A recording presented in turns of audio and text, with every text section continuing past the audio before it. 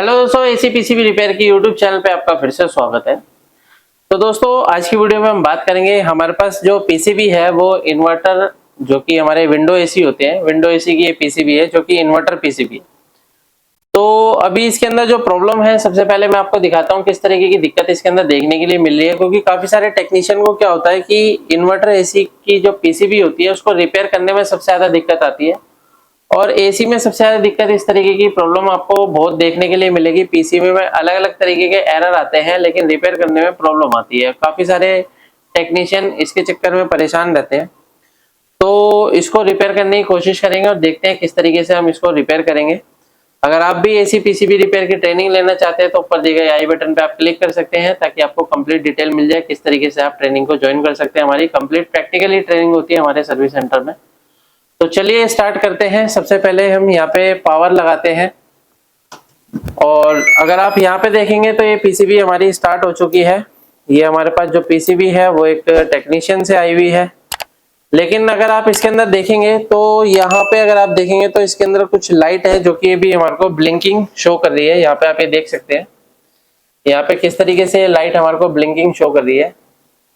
एक दो, एक दो, तीन। तो इसके अंदर जो एरर है वो हमारे को 2-3 ब्लिंकिंग का एरर देखने के लिए मिल रहा है। और 2-3 ब्लिंकिंग का जो एरर है दोस्तों, ये जो इसके अगर हम डाटा शीट में देखते हैं, यानी कि सर्विस मैनुअल में, तो एसी लिंक का ये एरर हमारे को देखने के लिए मिलता है। यानी कि एसी लिंक के जो सर्किट में इस तरीके की प्रॉब्लम आती है, जिसकी वजह से इसके अंदर इस तरीके की प्रॉब्लम है। तो ये जो पीसीबी है, यहाँ पे अगर आप देखेंगे तो एलजी कंपनी की पीसीबी है, विंडो एसी की। तो इसको रिपेयर करने की कोशिश करते हैं और देखते हैं। तो अगर आप यहाँ पे देखेंगे तो मैंने इसका एक यहाँ पे डायग्राम बना रखा है। यहाँ पे एक कंपैरेटर आईसी लगी हुई है। कंपैरेटर आईसी को जो काम करने के लिए वोल्टेज चाहिए होती है, पिन नंबर यहाँ पे अगर आप देखेंगे, यहाँ पे इसकी 5 वोल्ट की सप्लाई वीसीसी होती है। और यहाँ पे देखेंगे तो ये हमारी आउटपुट पिन है। 1 2 3 4 नंबर आउटपुट है, और 5 नंबर पे 5 वोल्ट की सप्लाई आती है। उसके बाद यहाँ पे अगर हम देखेंगे तो हमारी नॉन इन्वर्टिंग है और इन्वर्टिंग पिन है। इन दोनों पे हमारे को जो वोल्टेज मिलना चाहिए वो 2.5 वोल्ट की सप्लाई हमारे को दोनों पे मिलनी चाहिए। अभी देखते हैं इसकी क्या कंडीशन है और क्या क्या इसके अंदर हमारे को प्रॉब्लम देखने के लिए मिलती है। क्योंकि यहाँ पे जो रेजिस्टेंस लगी हुई है, कई बार ये रेजिस्टेंस के खराब होने से भी हमारे को इस तरीके की दिक्कत देखने के लिए मिलती है। तो मल्टीमीटर को हम सेट कर लेते हैं वोल्टेज रेंज पे। तो मैंने अभी मल्टीमीटर को 20 वोल्ट की रेंज पे यहाँ पे सेट किया है, और यहाँ पे मैं आपको दिखाता हूँ। इसको हम रिपेयर करेंगे। तो देखिए यहाँ पे क्या है कि मल्टीमीटर पे सबसे पहले हम इसकी जो वोल्टेज चेक करेंगे, वो हम इसकी वीसीसी वोल्टेज एक बार चेक करते हैं कंपैरेटर आईसी की, कि हमारे को कंपैरेटर आईसी की वीसीसी पे कितना वोल्ट हमारे को यहाँ पे प्रेजेंट में मिल रहा है। तो यहाँ पे अगर हम देखते हैं तो दोस्तों, यहाँ पे अगर आप देखोगे तो यहाँ पे हमारे को 5 वोल्ट के अराउंड हमारे को यहाँ पे वोल्टेज इनपुट मिल रहा है। यहाँ पे देख सकते हैं पिन नंबर, यहाँ पे देखेंगे पिन नंबर 5 हमारा है यहाँ पे। तो देखिए 5 वोल्ट की सप्लाई हमारे को यहाँ पे देखने के लिए मिल रही है।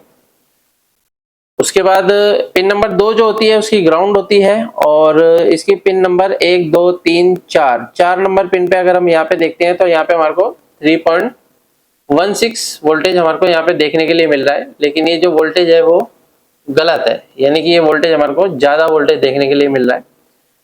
क्योंकि यहाँ पे अगर आप देखेंगे तो पिन नंबर 1 पे हमारे को देखिए कितना वोल्टेज मिल रहा है, 2.49, यानी कि 2.5 वोल्ट के अराउंड हमारे को यहाँ पे वोल्टेज मिल रहा है। पिन नंबर 2 ग्राउंड है। पिन नंबर 3 पे अगर हम वोल्टेज देखेंगे, यहाँ पे भी हमारे को सेम वोल्टेज देखने के लिए मिल रहा है। तो ये हमारी इन्वर्टिंग पिन है। और यहाँ पे ये जो हमारी इन्वर्टिंग पिन है, तो इन्वर्टिंग पिन पे हमारे को 3.17 वोल्टेज देखने के लिए मिल रहा है।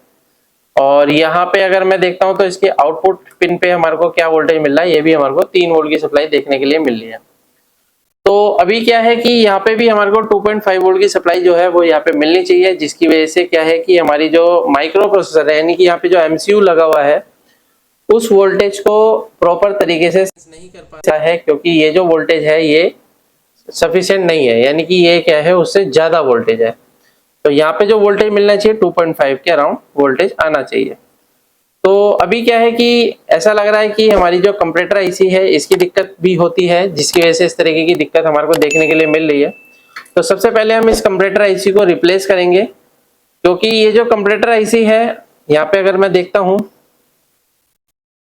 यहाँ पे हमारे को कितना वोल्ट मिल रहा है 2.49, और यहाँ पे कितना वोल्ट मिल रहा है, यहाँ पे भी हमारे को ज्यादा मिल रहा है।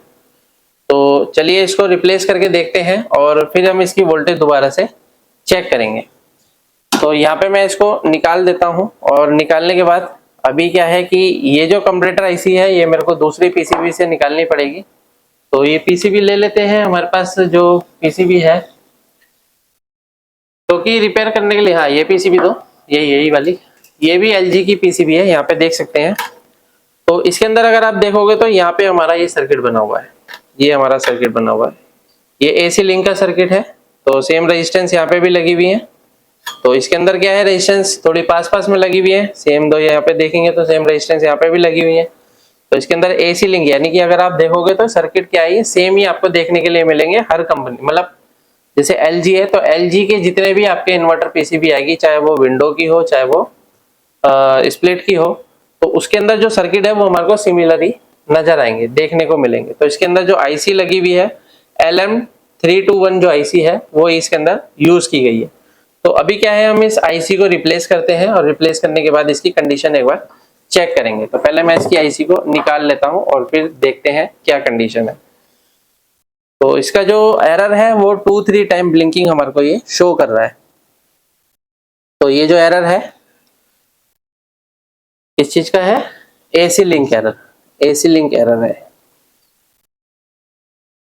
इसको निकाल लेते हैं हम।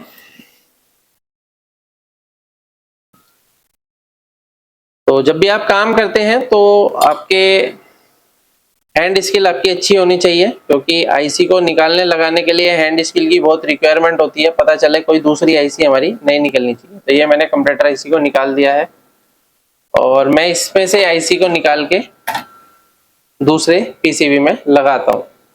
अगर आपके पास ये पीसीबी अवेलेबल नहीं है तो इस तरीके की जो कंप्यूटर आईसी है वो मार्केट में अवेलेबल है, इजीली मिल जाती है। तो मैं जो काम करता हूँ ज्यादातर स्क्रैप में से निकाल के काम करता हूँ, ताकि हमारे को जो कंपोनेंट होते हैं वो सभी ओरिजिनल मिलते हैं।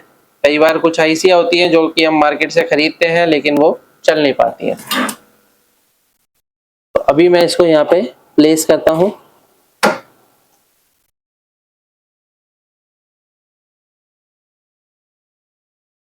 तो देखिए अभी मैंने यहाँ पे इसको लगा दिया है।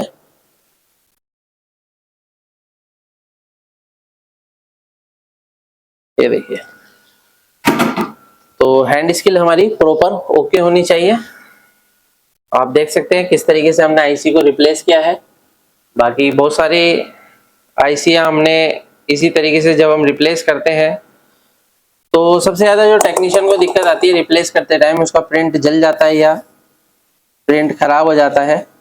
तो उसको भी आप रिपेयर कर सकते हैं, लेकिन ये आपको कंफर्म होना चाहिए कि प्रिंट आ कहाँ से रहा है। उसके लिए डायग्राम की जरूरत पड़ती है। तो डायग्राम काफी सारे टेक्नीशियन के पास नहीं होते हैं, लेकिन अगर आप ट्रेनिंग लेते हैं हमारे से तो आपको डायग्राम वगैरह सभी प्रोवाइड किए जाएंगे, और आप इजीली किसी भी पीसीबी को रिपेयर कर सकते हैं।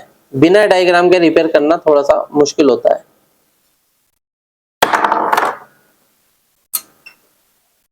तो इसको मैं थोड़ा सा एक बार रीसोल्ड कर देता हूं, ताकि कोई ऐसी ड्राई ना रह जाए।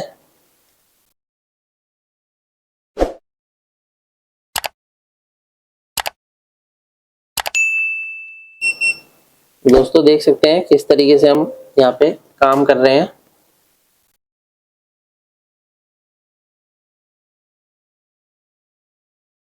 तो अभी हमने इसको रिप्लेस कर दिया है। एक बार सप्लाई लगा के दोबारा से हम इसकी वोल्टेज चेक करेंगे और देखते हैं क्या कंडीशन मिलती है। तो मैंने अभी इसको सीरीज के बोर्ड में लगाया है।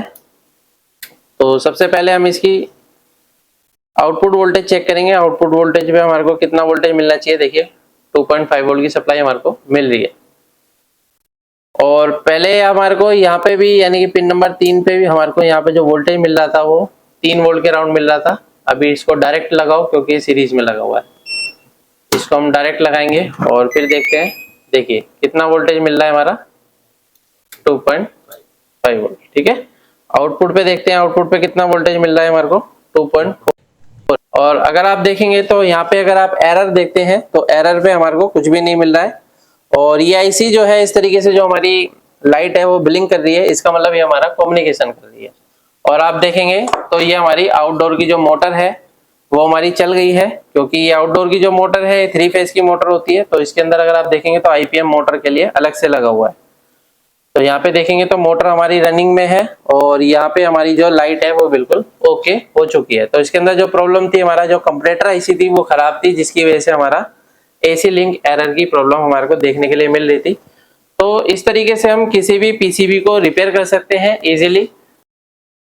अगर आप देखना चाहते हैं कि कंप्रेसर हमारा चल रहा है या नहीं चल रहा है, तो मैं कंप्रेसर भी आपको चला के एक बार दिखा देता हूँ। क्योंकि कंप्रेसर को चलाने के लिए दोस्तों थोड़ा सा टाइम की जरूरत होती है, क्योंकि 3 मिनट का टाइम लेता है। तो अभी मैं इसको कंप्रेसर को कनेक्ट कर लेता हूँ, फिर मैं आपको दिखाता हूँ कंप्रेसर की कंडीशन। तो देख सकते हैं अभी मैंने यहाँ पे कंप्रेसर को यहाँ पे कनेक्ट कर दिया है और थोड़ा सा वेट हमारे को करना पड़ेगा। देख सकते हैं यहाँ पे हमारी आउटडोर की जो मोटर है वो रनिंग में आ गई है। थोड़ा सा वेट करते हैं, क्योंकि हमारी जो इंडोर और आउटडोर की जो पीसीबी है, यानी कि जो हमारी ये पीसीबी है और दूसरी पीसीबी है, ये हमारी जो फ्रंट में लगती है ये विंडो एसी की है। तो इसी तरीके से ये काम करती है, जैसे इंडोर और आउटडोर की काम करती है इसी तरीके से हमारी ये भी काम करती है। तो अभी क्या है, दोनों में कम्युनिकेशन चल रहा है और कम्युनिकेशन के बाद थोड़ा सा इसमें टाइम देते हैं और मैं इसको थोड़ा सा हीट देता हूँ इसके सेंसर को, ताकि ये जल्दी हमारा स्टार्ट हो जाए।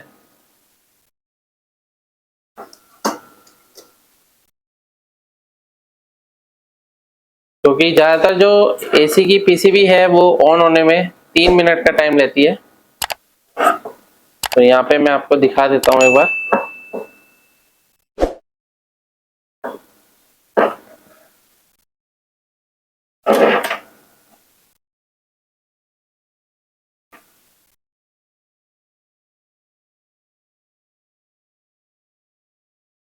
तो थोड़ा सा वेट करते हैं और देखते हैं।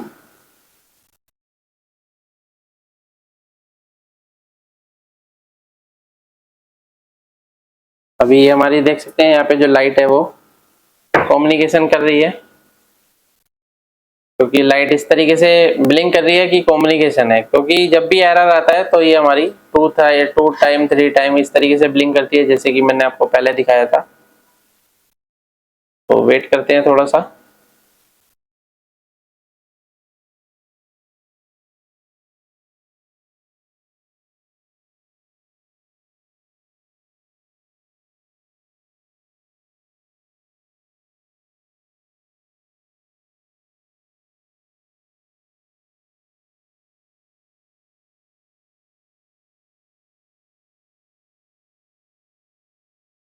तो दोस्तों यहाँ पे आप ये देख सकते हैं कंप्रेसर हमारा स्टार्ट हो गया है और कंप्रेसर का हम प्रेशर भी एक बार देख लेते हैं। तो पहले हमारा ये ब्लिंकिंग में था, अभी हमारा बिल्कुल फर्स्ट क्लास तरीके से चल गया है। तो देख लेते हैं, हमारा बिल्कुल फर्स्ट क्लास तरीके से आ रहा है। तो इस तरीके से हम किसी पीसीबी को इजीली रिपेयर कर सकते हैं। अगर आपके पास भी इन्वर्टर ऐसी पीसीबी रिपेयर होने के लिए आती है और आप दिल्ली से हैं, तो आप हमारे रिपेयर के लिए भी ला सकते हैं। अगर आपको ट्रेनिंग लेनी है तो ट्रेनिंग लेने के लिए नीचे दिए गए कॉन्टैक्ट नंबर पर कॉन्टैक्ट करें। वीडियो अगर आपको पसंद आए तो वीडियो को लाइक करें, शेयर करें, कमेंट करें। Thank you friend.